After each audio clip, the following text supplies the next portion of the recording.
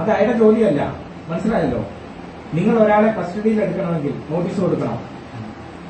നിങ്ങൾ ഒരാളെ വിളിച്ചു വരുത്തണമെങ്കിൽ അതിന് നടപടിക്രമങ്ങളുണ്ട്. ഗുണ്ടായിസം കാണിക്കുകയല്ല.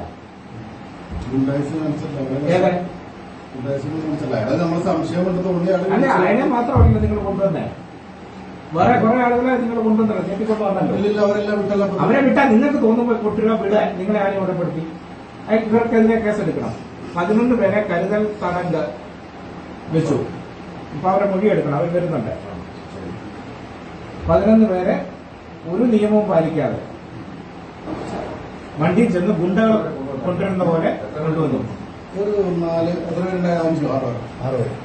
നിയമപരമായിട്ടാണ് ഇവിടെ കസ്റ്റഡി എടുത്തേക്കുന്നത്. ഡിവൈഎസ്പിക്കാർക്ക് റെക്കോർഡ് നോക്കിട്ട് ഞാൻ പറയാം. റെക്കോർഡ് ഇപ്പൊ നോക്കൂ. റെക്കോർഡ് നോക്കൂ. എന്തൊക്കെയാണ് എന്നെക്കാട്ടി കൂടുതൽ അറിയാമല്ലോ. നമ്മൾ കൂട്ടിക്കൊണ്ട് വന്നിട്ട് ഇയാളുടെ മൊഴിയെടുത്ത് മന്ത്രി തയ്യാറാക്കി വന്നിട്ട് ഇയാളുടെ മൊഴിയെടുത്തിട്ട് നമ്മൾ പറഞ്ഞു കൊടുക്കാൻ വേണ്ടി ഉദ്ദേശിക്കുന്നത്. അതെല്ലാം അതിന് മുമ്പ് ചെയ്യണം. നിലവിൽ അയാൾ പ്രതിയല്ല. അയാളെ അറസ്റ്റും ചെയ്തിട്ടില്ല. അപ്പോ ഇയാളെ കരുതൽ തടങ്കലിലെടുത്ത് കേസെടുക്കണം. കരുതൽ തടങ്കല്ല. അല്ല, ഇപ്പൊ അയാൾ കരുതൽ തടങ്കല്ല. ഇപ്പൊ അയാൾ കരുതൽ തടങ്കല്ലല്ലേ?